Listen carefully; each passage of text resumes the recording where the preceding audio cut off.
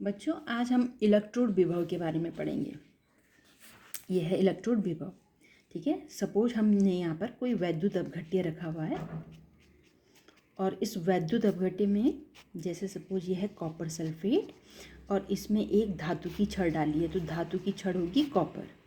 अगर आप यहाँ पर वैद्युत अपघट्य रखोगे ZnSO4 तो धातु की छड़ डालोगे जिंक। इसी तरह से वैद्युत अपघट्य कॉपर सल्फेट है तो धातु की छड़ हो गई कॉपर। ठीक है, जब हम ऐसा करते हैं तो क्या होता है, जैसे जिंक छड़ को हमने यहाँ ZnSO4 में डाला तो जिंक से कुछ जिंक प्लस आयन यहाँ निकलने लग जाते हैं। इस छड़ से जिंक प्लस आयन यहाँ सोल्यूशन में आने लग जाते हैं, विद्युत अपघट्य में आने लग जाते हैं। तो जब धन आयन यहाँ नीचे आ जाएंगे तो छड़ में कौन से आयन छूट जाएंगे, ऋण आयन।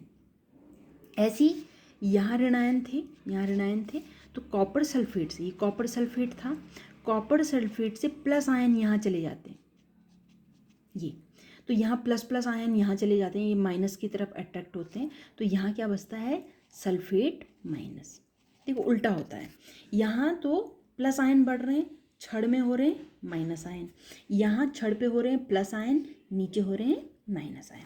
तो इस तरह से जब दो चार्ज में प्लस चार्ज और माइनस चार्ज के बीच में जो अंतर पैदा होता है, धनायन और ऋणायन के बीच में जो अंतर होता है उसे हम कहते हैं विभवांतर। ठीक है, और इसी विभवांतर को हम कहते हैं इलेक्ट्रोड विभव। ठीक है, जब ये साम्य अवस्था तक ये विभवांतर पैदा होता है, ये धनायन ऋणायन अलग होते जाते हैं, एक कंडीशन आती है कि बराबर धनायन हो जाते हैं, बराबर ऋणायन हो जाते हैं, उसको हम बोलते हैं साम्य अवस्था। तो साम्य अवस्था में ये कहलाता है इलेक्ट्रोड विभव। इलेक्ट्रोड विभव को किससे दर्शाया जाता है, कैपिटल ई से दर्शाते हैं इलेक्ट्रोड विभव को।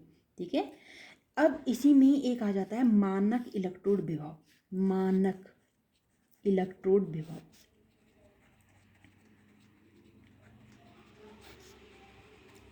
ठीक है, तो मानक इलेक्ट्रोड विभव की क्या परिभाषा होगी, जब हम किसी धातु की छड़ को उसी धातु के वैद्युत अपघट्य में डुबोते हैं तो छड़ और वैद्युत अपघट्य के बीच में एक विभवांतर उत्पन्न होता है, उसे हम बोलते हैं इलेक्ट्रोड विभव।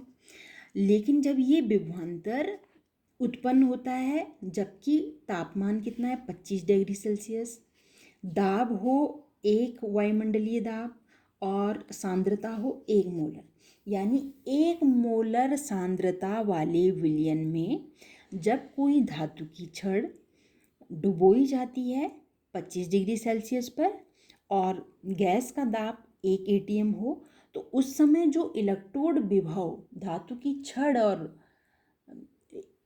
वैद्युत अपघट्य के बीच में जो इलेक्ट्रोड विभव उत्पन्न होता है उसे हम कहते हैं मानक इलेक्ट्रोड विभव। ये पूछा जाता है, इंपॉर्टेंट है। मानक इलेक्ट्रोड विभव को दर्शाते हैं E0 से। ठीक है, E0 से इसको दर्शाया जाता है। अब जो इलेक्ट्रोड विभव होता है बच्चों, वो दो तरह का होता है, ऑक्सीडेशन इलेक्ट्रोड विभव, ऑक्सीकरण इलेक्ट्रोड विभव और अपचयन इलेक्ट्रोड विभव। ऑक्सीकरण और रिडक्शन, ऑक्सीकरण इलेक्ट्रोड विभव और अपचयन इलेक्ट्रोड विभव। ऑक्सीकरण हम कब बोलेंगे, जब इलेक्ट्रॉन त्यागे जाते हैं, माने इलेक्ट्रॉन बाहर होते हैं, और इलेक्ट्रॉन जब भी बाहर जाते हैं तो प्लस आयन आ जाता है। जब इलेक्ट्रॉन ग्रहण किए जाते हैं तब क्या होता है, अपचयन होता है। ठीक है, यहाँ पे देखो इलेक्ट्रॉन ग्रहण हो रहा है, प्लस चार्ज कम हो गया तो ये बोलेंगे अपचयन। जब इलेक्ट्रॉन बाहर जाते हैं प्लस चार्ज बढ़ जाता है, उसे बोलते हैं ऑक्सीकरण।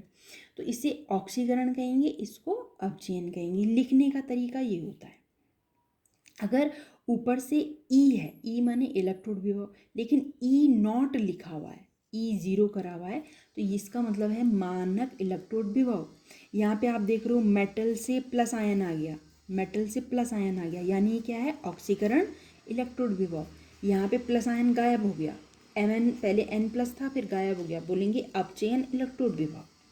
ठीक है, तो इसको समझेंगे बेटा, अगर कहीं पे ऐसा लिखा है तो ये ऑक्सीकरण इलेक्ट्रोड विभव है, कहीं पे इस तरह से लिखा है तो अपचयन इलेक्ट्रोड विभव है।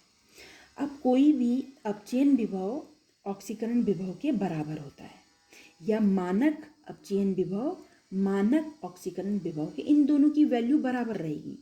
लेकिन अंतर क्या होता है, अपचयन विभव की वैल्यू आपके माइनस में होती है और ऑक्सीकरण विभव की वैल्यू आपकी प्लस में होती है। ऑक्सीकरण की वैल्यू प्लस में होगी और अपचयन की होगी माइनस में, बाकी वैल्यू आपकी सेम रहती है। अगला इसमें टॉपिक आ जाता है विद्युत वाहक बल, सेल का विद्युत वाहक बल। तो सेल का विद्युत वाहक बल निकालने के लिए आपके पास एक फॉर्मूला है